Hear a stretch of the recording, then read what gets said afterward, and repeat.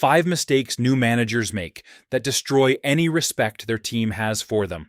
If you've recently been promoted, or you've been managing people for a while, but you feel like your employees are dragging their feet, missing deadlines, and basically treating you like furniture, this video is for you. I'm going to walk you through 5 very specific mistakes almost every new manager makes.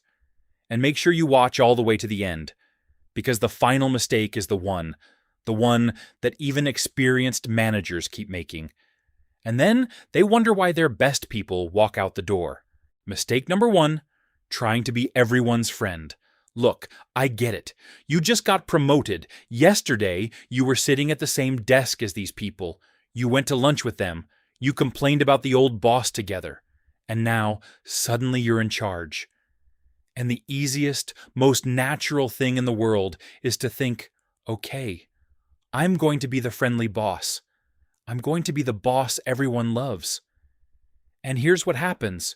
You start avoiding hard conversations. You let small things slide because you don't want to upset Sasha. You make exceptions because Mark is a good guy. And within 3 months, your team stops taking you seriously. Because deep down, people don't actually want a friend as a boss. They want a leader. They want someone who's fair, who's predictable, who holds the line. The moment you blur that line, you lose authority. And getting it back is 10 times harder than setting it correctly from day 1. So set the distance early. You can be warm, you can be human, you can have a beer at the company event, but when it's work, it's work. Mistake number 2, becoming the team's problem solver. This one is huge. An employee walks into your office and says, "Hey boss, the client is asking for a discount we don't offer. What should I do?" And you, the new manager, you feel that little dopamine hit. Because finally somebody needs you. Finally you get to prove you deserve the position. So you say, okay, here's what you do, step 1, step 2, step 3. And the employee walks out happy, you feel great, and you just made a massive mistake. Because what you've trained that person to do is this. Every time something gets a little uncomfortable, every time they have to think a little harder, they're going to walk into your office.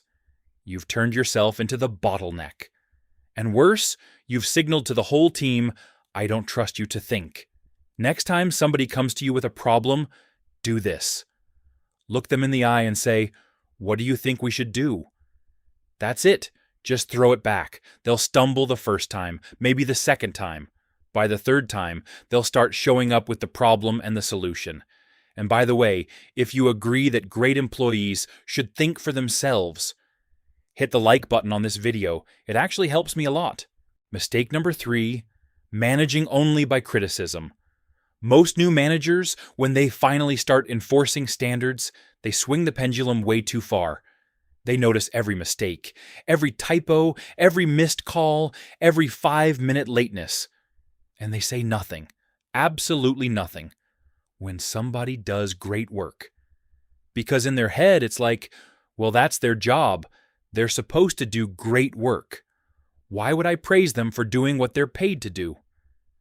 Here's the problem with that logic. People are not robots. If a robot does its job badly, you replace a part and move on. But a human being needs to know that what they do is seen, that it matters, that somebody noticed. If the only signal a person gets from you is correction, correction, correction, within a few months, they will stop caring. They'll do the minimum. They'll start updating their resume. So make it a personal rule. Not a single win, not a single success, not a single good piece of work goes without acknowledgement from you. Even a 30-second, hey, great job on that report goes a longer way than you can imagine. Mistake number 4, avoiding hard conversations. This is the one that quietly destroys teams. You have an employee who's underperforming. Everybody knows it. The whole team knows it. And you, the manager, you keep telling yourself, next week I'll talk to them. Next week, maybe they'll fix it on their own. Weeks turn into months. Meanwhile, your top performers are watching. And here's what they're thinking. They're thinking, Why am I killing myself when this other person does nothing and the boss does nothing about it?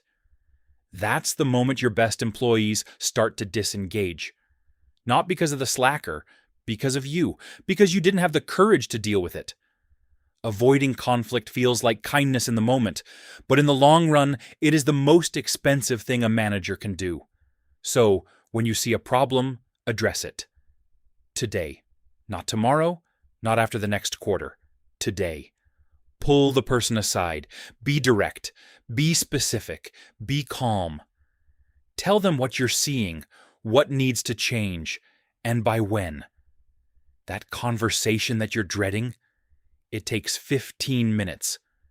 The damage of avoiding it for 6 months, sometimes irreversible.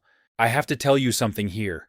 In my entire career as a consultant, and I've worked with hundreds of companies, I have never, not once, seen a company collapse because the boss was too demanding.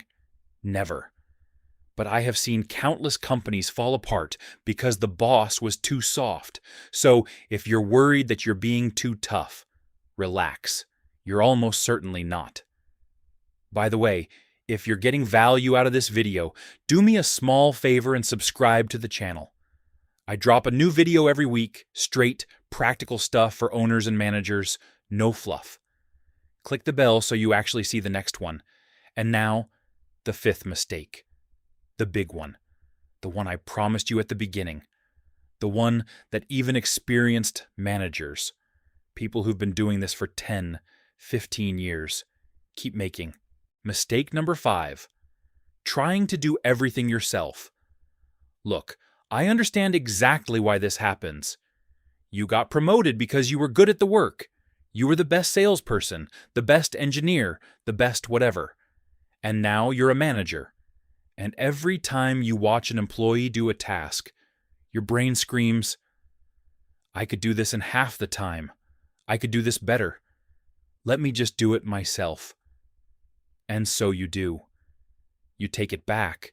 You stay late. You work weekends. You become the bottleneck for everything. And you think you're being a hero. You're not. You're being a problem. Because here's what your team sees. They see a boss who doesn't trust them. They see a boss who doesn't give them room to grow. They see a boss who's burning out in front of their eyes. And they lose respect fast.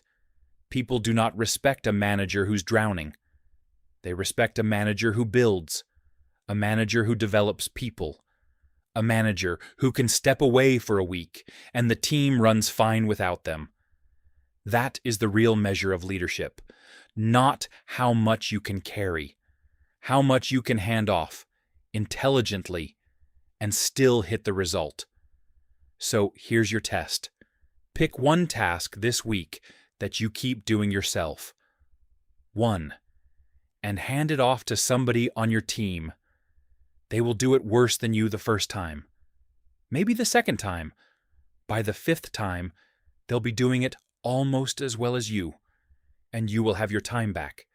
That is the single highest leverage move a manager can make, and almost nobody does it.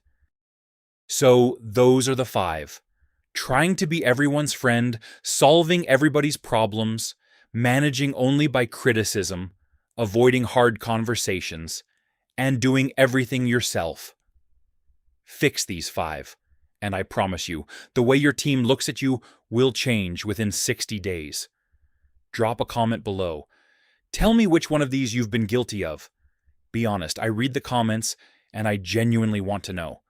See you in the next video.